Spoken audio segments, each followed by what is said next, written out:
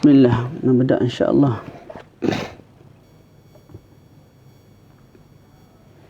Bismillahirrahmanirrahim. Alhamdulillahirabbil alamin. Wassalatu wassalamu ala maulana Rasulillahil amin wa ala alihi wa sahbihi ajma'in. أولا التعلم والتعليم والتذكر والتذكير والنفع والانتفاع والإفادة والاستفادة والحث عن التمسك بكتاب الله وسنة رسوله صلى الله عليه وآله وسلم والدلالة على الهدى ابتغاء مرضاته وثوابه وقربه سبحانه وتعالى. السلام عليكم ورحمة الله وبركاته. Jadi insya-Allah pada petang ini kita ambil masa sekejap untuk sempurnakan bab salat sunat.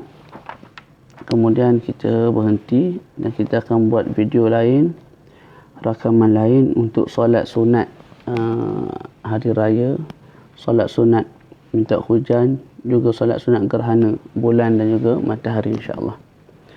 Dibaki kepada solat sunat yang kita bincang baru ni ialah solatut tarawih.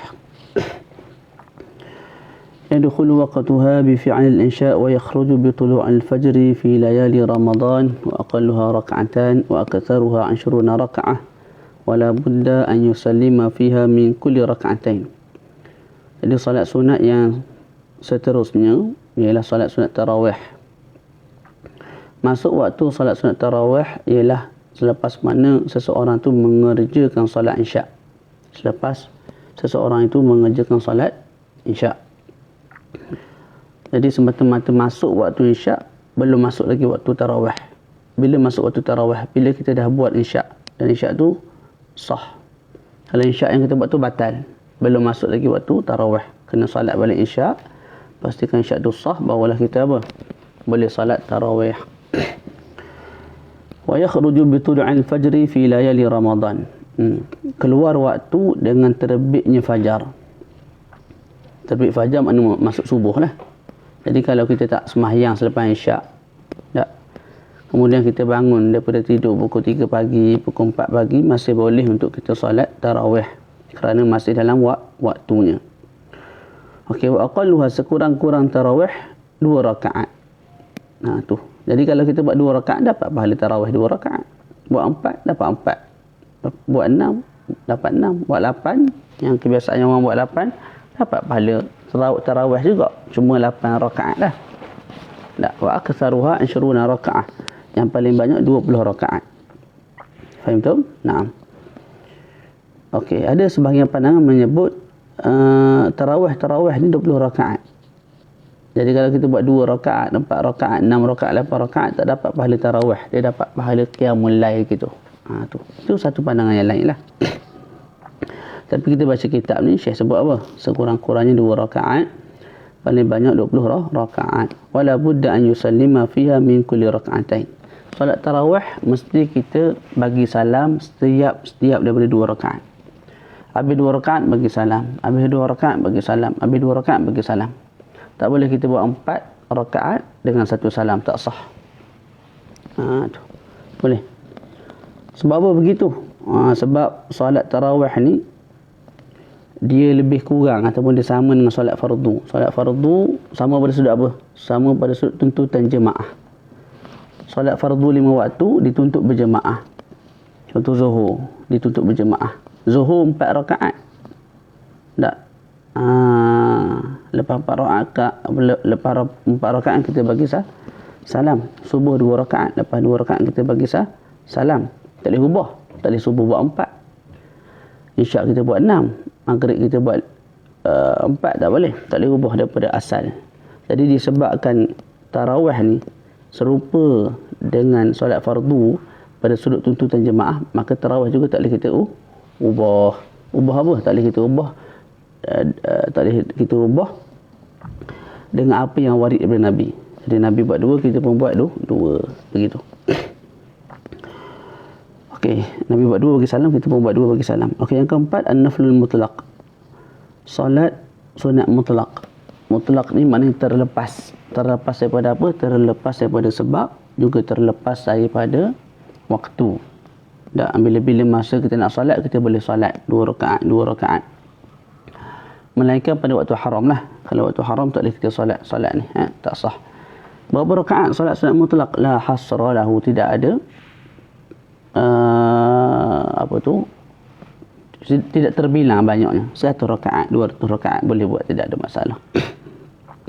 Wa yajuzu an yanqusa aw yazida bi syarti taghyir an-niyyah qabla az-ziyadah aw an-nuqsan. Harus untuk seseorang itu mengurangkan ataupun menambah solat sunat mutlak yang dia buat, tapi dengan syarat apa? Dia tukar niat sebelum dia tambah dan sebelum dia kurang.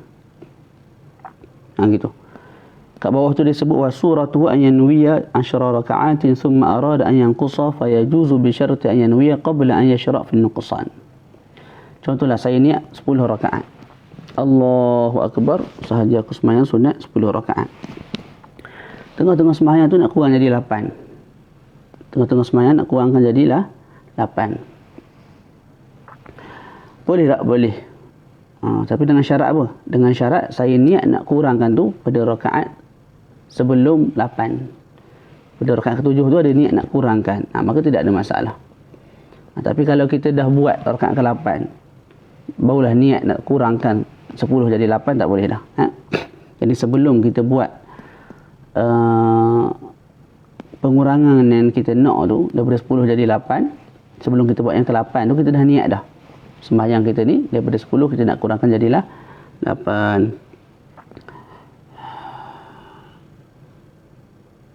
Boleh. Jadi sebelum bangun daripada sujud rakaat ke-7, kita sembahyang rakaat ke-7 ni, sebelum bangun daripada sujud untuk naik ke rakaat ke-8, ketika itu kita dah kena niat dah. Jadi nak niat bila? Daripada rakaat pertama sampailah rakaat ke-7 sebelum kita naik daripada sujud. Rakaat ke-7 tu. Boleh? Kalau kita dah masuk rakaat ke-8, masuk rakaat ke-8 tu barulah niat nak ubah sembahyang kita ni daripada 10 rakaat jadi 8 rakaat. Tak boleh dah. Kena sempurnakan jadi 10 juga. Okey, begitu kalau kita nak tambah. Contoh kita niat Allahu akbar, sahaja aku sembahyang solat sunat mutlak 4 rakaat kerana Allah Taala. Kita nak tambah jadi 10 rakaat. Boleh tak? Boleh. Tapi mesti kita niat untuk ubah bilangan rakaat tu sebelum kita naik rakaat ke berapa? Naik rakaat ke-5 lah. Sebelum kita naik rakaat yang ke-5. Okey. Itu cerita dia. Allah. Okey, yang ke-5, solat sunat. Ni solat sunat yang termasuk di bawah masailu fi baqiyatin nawafil. Qada'un nafilah. Ini bukan solat sunat ni masalah. Satu masalah. Yusannu qada'un nafilati al-muaqqatati lan nafilati dhatis sabab. Syekh sebut kat sini disunatkan kita qada' solat sunat yang ada waktu. Tarawih, witir, duha. Solat-solat yang ada waktu tu sunat kita qada' kalau kita tinggal. La an-nafilah dhatis sabab. Tidak disunatkan kita qada' solat sunat yang ada sebab. Contoh gerhana bulan. Masa gerhana kita tak buat. Lepas gerhana kita nak qada', tak dituntut. Boleh. Sebab apa? Itu solat sunat yang dhatus sabab. Masa hujan tak turun, kita tak sembahyang solat sunat istisqa. Solat sunat minta hujan. Tak. Lepas hujan turun baru kita nak buat. Atas alasan, atas nama qada'. Tidak disunatkan dah. Faham tu? Nah. Begitu juga disunatkan kita qada' solat sunat mutlak yang kita hentikan. Contoh sembahyang 2 rakaat. Allahu akbar, sahaja aku sembahyang solat sunat mutlak. Habis 1 rakaat tak ada apa-apa, berhenti dah. Tak ada bagi salam, berhenti. Solat yang kita buat tu sunat kita qada' balik. Tu. Begitu juga sunat kita qada' solat ataupun solat apa? Sunat kita qada' solat yang telah menjadi wirid amalan harian bagi kita. Tu. Contohnya seseorang tu sering solat apa? Solat kita sebutlah solat sunat mutlak ke solat sunat al-awabin ke. Ada waktu-waktu tertentu dia tinggal. Maka solat sunat yang dia tinggal tu sunat dia qada'. Jadi kesimpulan dia, solat sunat yang ada waktu sunat kita qada'. Solat sunat mutlak yang sengaja kita cancelkan sebelum sempurna solat tersebut juga sunat kita qada. Dan solat sunat yang biasa kita buat kemudian kita tertinggal ataupun sengaja tinggal juga sunat kita qada.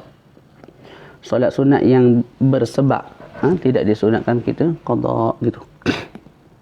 Kama qala sahibu Safati Zubat wa fa'itan naflil muaqqatin dubi qada'ahu la fa'itan dha sababi. Yang keenam, salatul lail, salat malam, ay at-tahajjudi. Nama lain bagi salat malam ialah salat tahajud. Wa huwa salatu ba'da an-naumi wa salatul insya. Salat tahajud ini ialah salat selepas daripada tidur dan selepas daripada salat insya. Itu makna bagi salat at-tahajud. Jadi contohlah, saya lepas daripada solat isyak, saya tidur sekejap je, dalam 15 minit. Lepas tu tersedar dalam pukul 10.30. Okey, 10.30 tu saya sembahyang witir. Maka witir yang saya buat tu, pertama memang nama dia witir lah. Yang kedua, nama dia juga ialah tahajud. Sebab apa? Solat itu dikerjakan selepas daripada saya tidur dan selepas daripada solat isyak. Jadi solat tahajud ni umum lah. Boleh jadi solat tu ialah solat witir, boleh jadi solat tu solat hajat, boleh jadi solat tu solat istikharah dan sebagainya. Yang penting solat tu dikerjakan selepas daripada tidur, selepas daripada kita solat isyak. Tu. Faham tu? Boleh. Itu umum. Boleh jadi juga solat tahajud tu solat memang kita niat tahajud. Allahu Akbar sahaja ke sembahyang, solat sunat tahajud. Iyalah tu solat sunat tahajud lah tu. Ataupun solat tu bukan dengan niat tahajud, tapi dia dikerjakan selepas daripada tidur dan selepas daripada solat isyak. Tak, macam saya sebut tadi, solat witir. Maka solat witir tu nama dia witir dan juga nama tahajud dalam masa yang sama. Afdalu waqtihi in qasamahu nisfain fa nisfuhu al-akhir wa in qasamahu aslasan fa thuluthu al-awsat wa in qasamahu aslasan fa sudusuhu ar-rabi'u wal khamisu wa huwa al-afdalu mutlaqan. Okey. Waktu solat malam yang paling afdal bila? Tengok keadaan lah. Kalau kita bahagi malam kita dengan dua bahagian, separuh malam untuk tidur, separuh malam lagi untuk buat satu perkara, sembahyang dan sebagainya, maka kita sebut separuh masa kedua tu lebih afdal untuk kita solat. Contohlah malam ni ada 8 jam, maka 4 jam pertama tidur, 4 jam yang kedua tu lebih afdal kita solat. Boleh? Kalau kita bahagikan malam kita 6 jam. Bahagikan 6 jam. Bahagikan 3 bahagian. Maka yang afdalnya kita solat pada 2/3. Contohnya malam ni 6 jam. Malam ni ada 6 jam. Daripada maghrib sampai ke subuh. Contoh ni. Maka 2 jam yang kedua. Selepas berlalu 2 jam pertama, 2 jam yang kedua tu afdal kita solat. Lepas tu 2 jam terakhir kita tidur balik lah. Sebelum subuh tu bangunlah. Jangan tidur sampai ke 9 pagi. Boleh. Okey, kemudian kalau kita bahagikan malam dengan 6 bahagian. Malam ni ada 6 jam sebagai contoh. Maka ketika itu yang afdal kita bangun solat malam pada jam yang keempat dan yang kelima. Jadi jam pertama, kedua, ketiga tidur, 4, 5 solat, 6 tidur balik. Sebelum subuh bangun untuk solat subuh. Wa huwal afdalu mutlaqan, dan ini yang paling afdal. Apa yang paling afdal? Kita bagi malam dengan 6 bahagian, lepas tu kita solat pada bahagian yang ke-4 dan juga yang ke-5. Wallahu a'lam. Kelebihan solat malam, qala ta'ala wa ibadur rahmanil ladzina yamshuna 'alal ardi hawnan wa idza khatabahumul jahiluna qalu salama wal ladzina yabituna li rabbihim sujadan wa qiyama. Wa qala ta'ala amman huwa qanitun ana al-laili sajidan wa qa'iman yahdharu al-akhirata wa yarju rahmat rabbih qul hal yastawi alladhina ya'lamuna wal ladzina la ya'lamun innama yatadhakkaru ulul albab. Warada fil hadis afdalus salati ba'da al-fariḍah salatul lail. Dalam hadis sebut solat yang paling afdal selepas daripada solat fardu ialah solat malam. Hadis lain disebut alaikum biqiyamil lail fa innahu da'bus salihin qablakum wa maqrubatun ila rabbikum wa makfaratun lis-sayyi'at wa matradatun lid-da' anil jasad. Hendaklah kamu amalkan solat malam kerana itu ialah habit bagi para salihin sebelum kamu. Dan salat malam ni mendekatkan diri kamu kepada Tuhan kamu dan juga mengampunkan dosa kejahatan kamu, juga sebagai apa? Sebagai penawar lah, penjauh daripada penyakit pada tubuh badan. Sunanu qiyamil lail, sunat-sunat yang sepatutnya kita buat, yang wajar kita buat bila kita bangun malam ialah ayyamsaha wajhahu idza istayqadha. Bila kita bangun, kita usap kita punya muka. Kemudian kita pandang ke langit dan membaca ayat apa? Ayat daripada surah Ali Imran, iaitu inna fi khalqis samawati wal ardi wa ikhtilafil laili wan nahari laayatin liulil albab الذين يذكرون الله قياما وقعودا وعلى جنوبهم ويتفكرون في خلق السماوات والأرض ربنا ما خلقت هذا باطلا سبحانك فقنا عذاب النار. أبي هني استألم ربنا إنك من تدخل النار فقد أخزيته وما للظالمين من أنصار ربنا إننا سمعنا مناديا ينادي للإيمان أن آمنوا بربكم فآمنا ربنا فاغفر لنا ذنوبنا وكفر عنا سيئاتنا وتوفنا مع الأبرار ربنا وآتنا ما وعدتنا على رسلك ولا تخزنا يوم القيامة إنك لا تخلف الميعاد فاستجاب لهم ربهم أني لا أضيع عمل عامل منكم من ذكر أو أنثى. Baca sampai situ. Yang paling afdal kita baca sehingga habis surah Ali Imran. Okey. Kemudian sunat juga kita mulakan tahajud dengan 2 rakaat yang ringkas. Jangan rakaat pertama, 2 rakaat pertama tu start dengan surah Baqarah dah. Habis satu surah Baqarah tak. Sunat kita buat yang senang dulu. Allahu Akbar. Baca Qul Huwallahu Ahad. Rakaat kedua baca An-Nas. Gitu. Kemudian perbanyakkan doa dan juga istighfar. Dalam ta'liq disebut untuk membantu seseorang tu bangun malam ada beberapa sebab. Antaranya ialah tidur sebelum zuhur, qailulah walaupun sekejap, tinggalkan maksiat, kemudian tinggal makan banyak sebelum tidur, kemudian tinggal perkara-perkara, pekerjaan-pekerjaan yang meletihkan. Sebab kalau letih memang tak bangunlah pagi tu. Boleh. Kemudian disebut makruhatu qiyamul lail, perkara-perkara makruh yang berkaitan dengan qiyamul lail. Yang pertama, takhsisu lailatul jumu'ah biqiyam. Kita takhsiskan, kita khususkan malam Jumaat dengan qiyam, dengan beribadat, iaitu solat. Makruh. Bila makruh takhsis? Kalau tak ada takhsis, tak makruh. Contoh minggu ni kita terbangun hari Sabtu, sembahyang hari Sabtu. Minggu depan kita terbangun hari Jumaat, sembahyang. Minggu depan kita terbangun lagi hari Jumaat, sembahyang. Minggu satu lagi terbangun hari Isnin, sembahyang. Yang tu tak takhsis, tak makruh. Yang makruh takhsis. Malam Jumaat aku mesti bangun solat. Itu makruh. Antara alasan dia apa? Antara alasan dia ialah esok kita nak ibadat, iaitu solat Jumaat. Hari Jumaat ni hari selawat, hari zikir, hari ibadah. Jadi kalau kamu dah sembahyang sakat malam tadi, takut hari Jumaat tu tak berapa nak beribadat, rasa jemu. Sebab apa? Malam tadi dah banyak dah lenjanya, banyak sangat dah ibadah. Boleh? Boleh. Hilang makruh kalau kita gabung dengan hari sebelum. Contoh hari Rabu, malam Jumaat, kita takhsis malam Jumaat makruh. Okey. Kita ambil sebelum tu, kita qiyamul lail juga. Maknanya hari apa? Hari Khamis. Hari Khamis malam tu. Ni tak. Bahasa apa? Lagu mana nak sebut? Malam Jumaat ni maknanya hari ni malam Jumaat, esok hari Jumaat. Nak hilangkan makruh, sehari sebelum tu kita qiyamul lail juga, ataupun sehari selepas. Yang tu hilang makruh. Tu. Ustaz, macam mana boleh hilang makruh sedangkan ilah dia masih wujud? Apa ilah dia? Ilah dia ialah kalau sembahyang malam Khamis, lepas tu malam Jumaat, tak kekal malam Jumaat tu kita sembahyang. Bila kita sembahyang malam Jumaat, tak kekal, akan boleh jadi menyebabkan hari Jumaat tu kita rasa jemu nak beribadat sebab banyak dah ibadat ni. Tak, ataupun letih nak beribadat sebab letih nak beribadat hari Jumaat sebab apa? Kita dah penat beribadat pada malam Jumaat. Jadi ilahnya kekal wujud. Ulama jawab, walaupun ilah dia wujud, tapi sekurang-kurangnya kemalasan ataupun kekurangan ibadat yang berlaku pada hari Jumaat, pagi siang Jumaat tu telah di-cover pada hari Khamis. kamu kan beribadat malam hari Khamis tu, malam Khamis tu. Tak.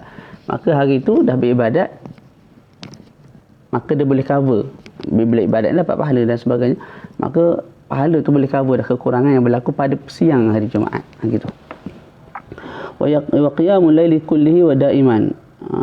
Bangun malam, qiyamul lail, selalu berqiyamul lail sepenuhnya. Maknanya apa? Hari ni tak tidur daripada maghrib sampailah ke subuh. Esok pun begitu, lusa pun begitu, tidur siang. Ini makruh. Makruh sebab apa? Boleh jadi menyebabkan kesihatan ataupun menyebabkan kita malal untuk beribadah, dan sebulan lepas tu tinggal terus tak beribadah langsung lah. Yang seterusnya ialah meninggalkan tahajud yang telah biasa kita buat, juga makruh. Jadi bila buat tahajud, sentiasa buat walaupun sedikit, walaupun 2 rakaat sahaja.